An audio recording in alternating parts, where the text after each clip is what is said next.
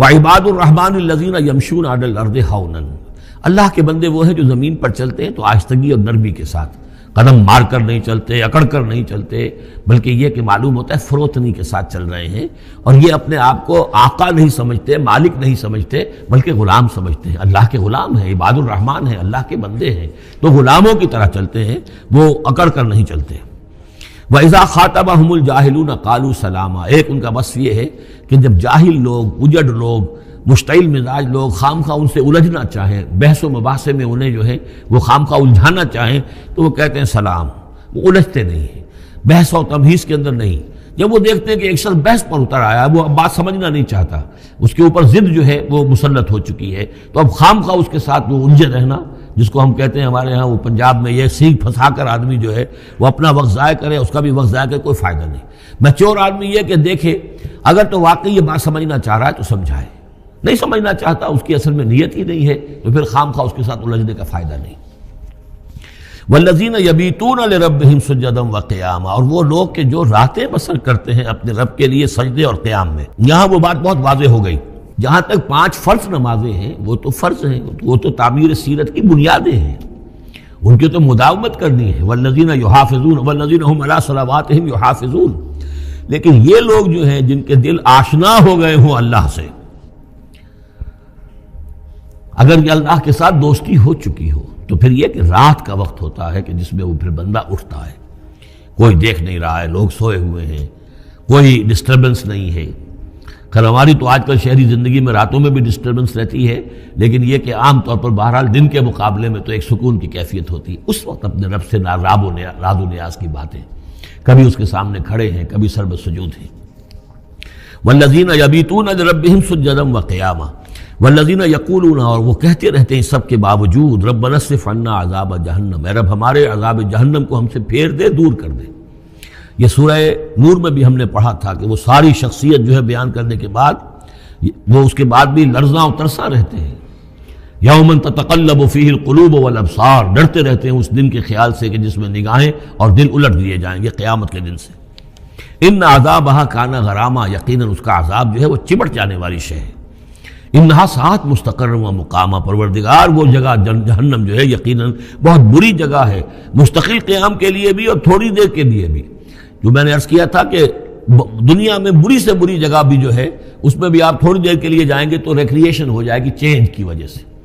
اور اچھی سے اچھی جگہ جو ہے اس میں بھی مستقل رہنا پڑے تو پھر اس کے اندر کوئی حسن اور کوئی جو ہے دلچسپی باقی نہیں رہے گی۔ تو اس کے بجائے جو جنت کا اور جنت کا تصور دیا جا رہا ہے، جنت اتنی اچھی جگہ ہے کہ مستقل طور پر رہنے کے باوجود اس کی دلچسپیوں میں، اس کی رعنائیوں میں کوئی کمی نہیں ہوگی، اور جہنم اتنی بری جگہ ہے کہ ایک لحظے کے لیے بھی کسی کا قدم وہاں گیا تو وہ اپنی پوری جو ہے سختی اس کے اوپر ظاہر کر دے گی۔ والذین اذا انفقوا لم یسرفوا ولم یقتروا وکان بین ذلک قواما، اور وہ لوگ کہ جو خرچ کرتے ہیں تو نہ تو وہ اسراف کرتے ہیں اور نہ ہی بخل سے کام لیتے ہیں، بلکہ اس کے بین اعتدال جو ہے واقعہ یہ ہے کہ دنیا کا مشکل ترین کام ہے، توازن اور اعتدال۔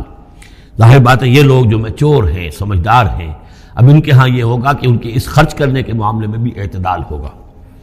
والذین لا یدعون مع اللہ الہا آخر، 3 کبیرہ گناہ وہ ہیں جیسا کہ ہم نے پڑھا ہے سورہ نساء میں بھی، ان تجتنبوا کبائر ما تنہون عنہ، تو بڑے بڑے گناہ وہ کون سے ہیں کہ جن سے اگر تم باز رہو تو باقی چھوٹے گناہ تو اللہ تعالیٰ جو ہے وہ معاف بھی کرتا رہے گا۔ اور ان میں سے سب سے بڑا تو 2 مرتبہ فرمایا شرک، اور شرک کے بعد پھر قتل ناحق اور پھر زنا، یہ 3 ہیں۔ قتل ناحق سے بھی در حقیقت تمدن کی جڑ کٹ جاتی ہے، اور زنا سے تمدن جو ہے وہ سڈاس بن جاتا ہے، پھر اس کے اندر گندگی ہو جاتی ہے۔ تو اس حوالے سے یہ 3 چیزیں یہاں بیان کی جا رہی ہیں۔ والذین لا یدعون مع اللہ الہا آخر، وہ لوگ کہ جو نہیں پکارتے اللہ کے ساتھ کسی اور معبود کو۔ ولا یقتلون النفس التي حرم اللہ الا بالحق، نہ ہی قتل کرتے ہیں کسی جان کو جس کو کہ اللہ نے محترم ٹھہرایا ہے مگر حق کے ساتھ۔ قتل کے بدلے قتل والا معاملہ ہے، یا مرتد کا قتل ہے، یا زانی شادی شدہ کا رجم ہے، جو بھی ہے۔ ولا یزنون، نہ وہ زنا کرتے ہیں۔ ومن یفعل ذلک یلقى اثاما، اور جو کوئی بھی یہ کام کرے گا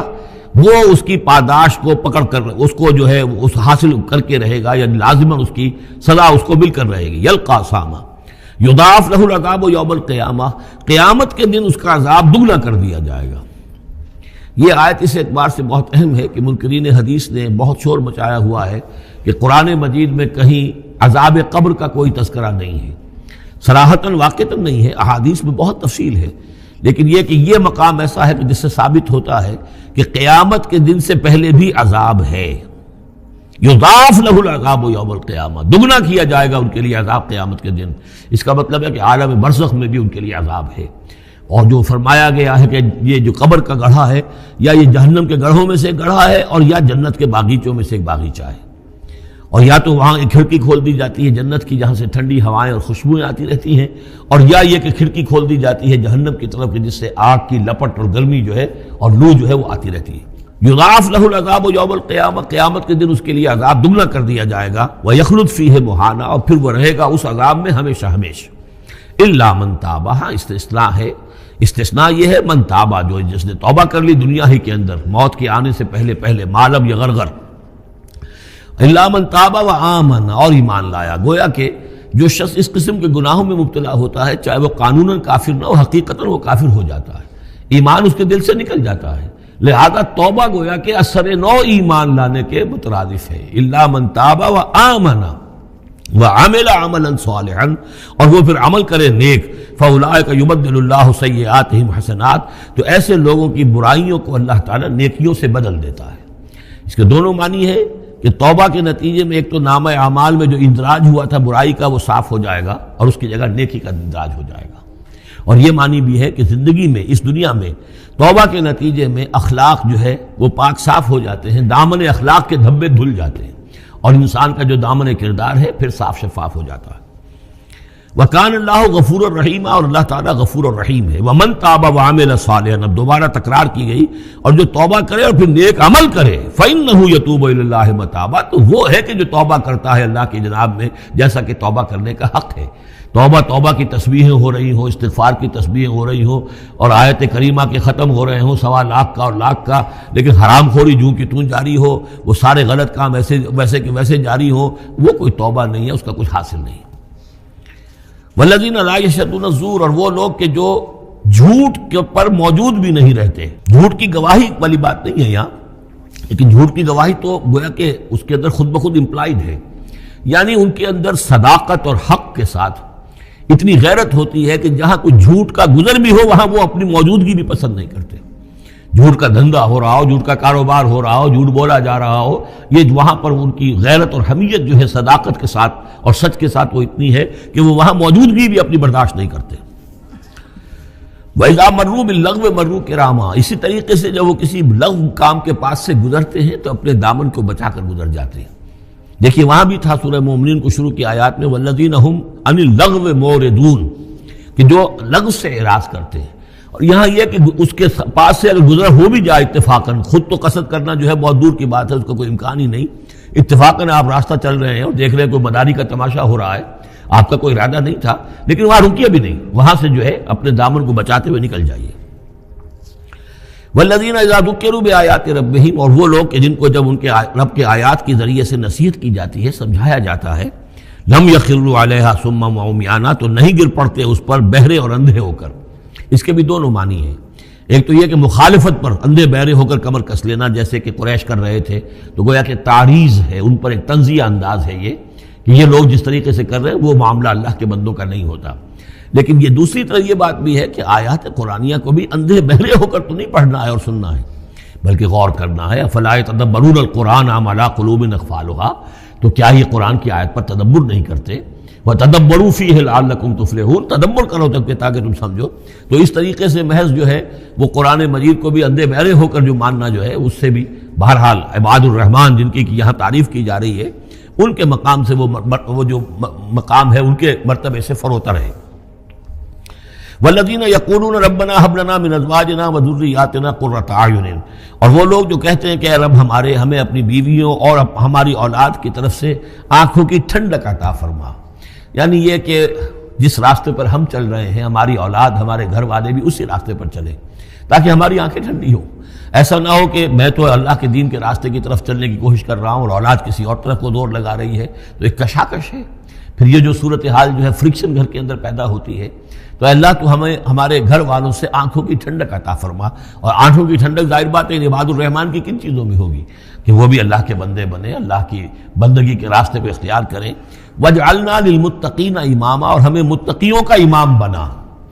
اس کا یہ مطلب نہیں ہے کہ یہ امامت کی طلب ہے، بلکہ یہ کہ ہم خود امام ہیں۔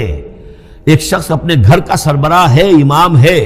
تو اے اللہ جن کے ہم امام ہیں انہیں متقی بنا دے۔ اس لیے کہ ظاہر بات ہے کہ میدان حشر میں جب ہم چلیں گے تو اس ایک شخص کے پیچھے اس کی اولاد چلی آ رہی ہے، اور معلوم ہو کہ وہ تو جہنمی ہے جو چلے آ رہے ہیں، یہ خود تو بہرحال ایک نیک آدمی تھا، نہیں، ہمارے پیچھے جو ہماری نسلیں آئیں اے اللہ انہیں بھی متقی بنا۔ جن کے ہم امام ہیں، جو ہمارے پیچھے ہیں،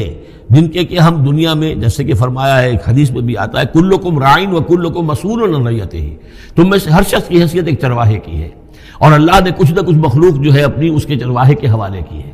تمہاری اولاد ہے، تمہاری بیوی ہے، یہ گھر کنبہ ہے، یہ تمہارا جو ہے یہ گویا کہ تمہارے متبعین ہیں، تمہارے فالوورز ہیں، تو اللہ ہمارے فالوورز کو متقی بنا دے، اور ہماری جو امامت ہے وہ متقیوں کی امامت ہو۔ اولئک یجزون الغرفۃ بما صبروا، یہ وہ لوگ ہیں کہ جن کو بالا خانے ملیں گے ان کے صبر کی جزا میں، انہوں نے صبر کیا۔ ظاہر بات ہے کہ اللہ دنیا میں بے شمار مواقع آتے ہیں حرام خوری کے، ایک بندہ مومن بچتا ہے،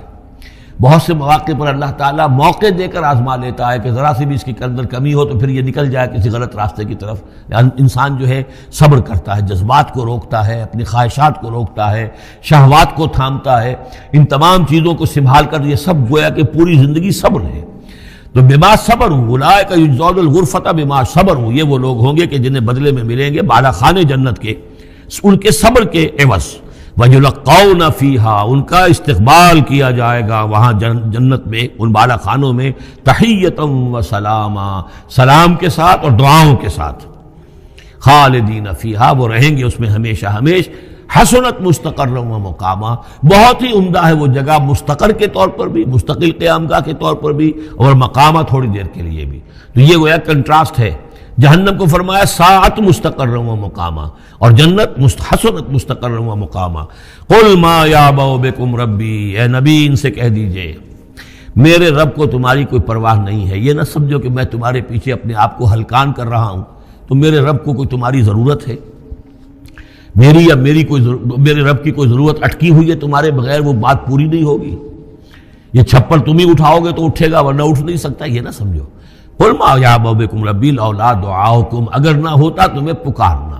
اللہ نے یہ بات اپنے ذمے لی ہوئی ہے کہ تمہیں خبردار کر دیا جائے۔ اللہ تعالیٰ وما کنا معذبین حتی نبعث رسولا، ہم عذاب نہیں بھیجتے رہے جب تک کہ رسول کو نہ بھیج دیں، اس لیے مجھے بھیج دیا ہے، میں لگا ہوا ہوں اس کے حکم سے، میں تمہاری گلیوں میں بھی تمہیں سنا رہا ہوں، تمہارے گھروں میں جا کر تم سے بات کر رہا ہوں، اکیلے بھی بات کر رہا ہوں، ڈنکے کی چوٹ بھی کر رہا ہوں، لیکن یہ نہ سمجھو کہ کوئی اس میں میری غرض ہے یا میرے رب کی کوئی ضرورت ہے۔ قل ما یعبأ بکم ربی، میرے رب کو تمہاری پرہکا کے برابر کوئی وقت تمہاری نہیں ہے ان کے نزدیک، لولا دعاؤکم، اگر نہ ہوتا تمہارا پکارنا،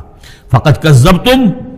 تو دیکھو تم نے جھٹلا دیا ہے، فسوف یکون لزاما، اب عنقریب یہ تمہارے ساتھ چمٹ کر رہے گا، یعنی یہ کہ اس کا جو عذاب ہے، اس کی جو پاداش ہے وہ تمہیں مل کر رہے گی۔